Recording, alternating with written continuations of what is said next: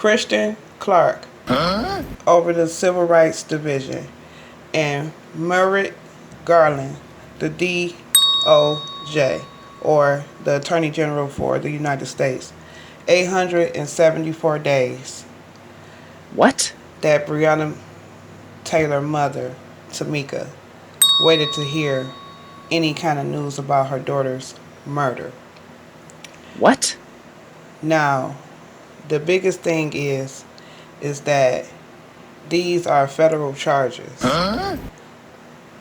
Because this was a violation of her civil rights.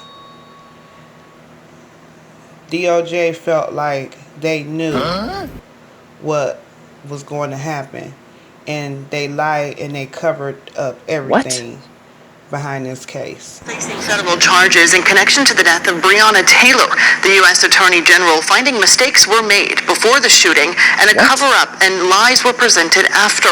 Now, a reminder of what happened in her apartment that night. Our focus team using 911 dispatch calls, police records, and witness interviews to piece it all together. Day, March 12th. Judge Mary Shaw signs off on 5 warrants as part of a large narcotics investigation. 3 warrants were for properties on Elliott Avenue in West Louisville. Detectives wrote they were looking for drugs, weapons, electronics, and mail related to illegal drug activity. A 4th warrant was for a house on Muhammad Ali. And then this warrant for 26-year-old Brianna Taylor's South Louisville apartment. How was Taylor connected? She wasn't the main suspect in the case, but she was named on the warrant.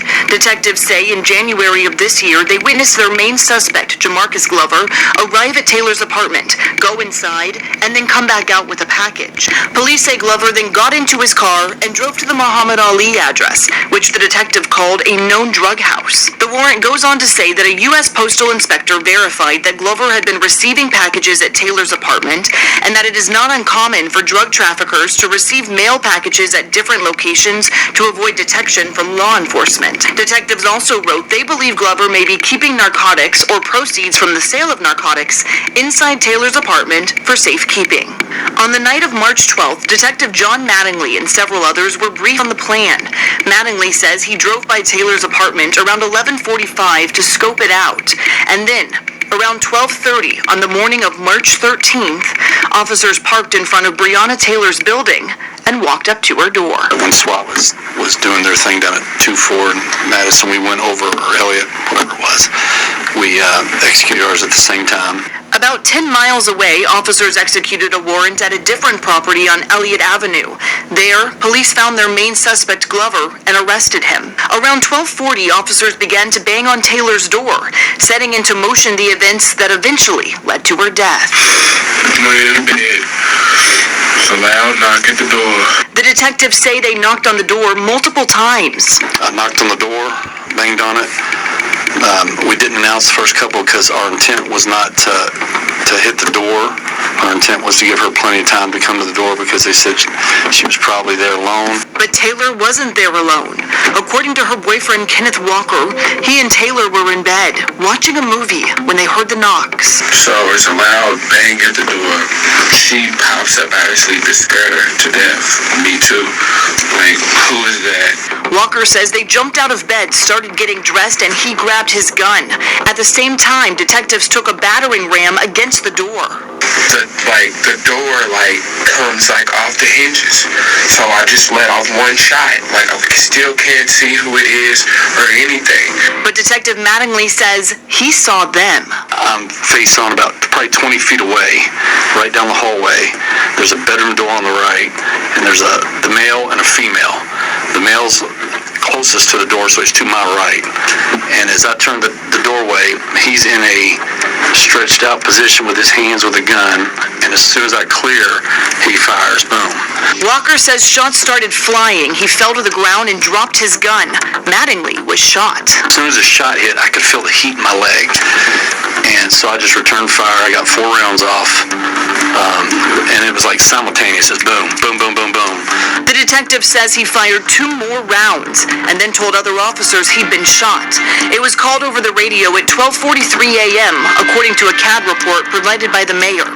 Detective Miles Cosgrove fired shots from inside the apartment. Brett Hankinson blindly fired 10 rounds from outside through a patio door, according to his termination letter. There's just shooting, like we're both on the ground, and when all the shots stop, I'm like panicking. She's right there on the ground, like bleeding. Records show 3 neighbors called 911 at 12:42, reporting shots near their apartment.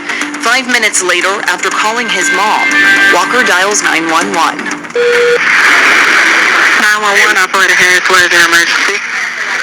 I don't know what's happening. Somebody kicked in the door and shot my girlfriend. Okay, where are you located? I'm at 3003 Springfield Drive, apartment 4. 3003 Springfield Drive, apartment number 4? Yes. Oh my God. Okay, how old is your girlfriend? She's 26. Bridget. Oh my You said 26. God. Where was she shot at? I don't know. She's on the ground right now. I don't know. Meanwhile, officers rushed to the scene on word of an injured detective. Officers on scene put a tourniquet on Mattingly's leg as they wait for EMS. At some point, EMS shows up. It seemed like forever. I don't know how long it took.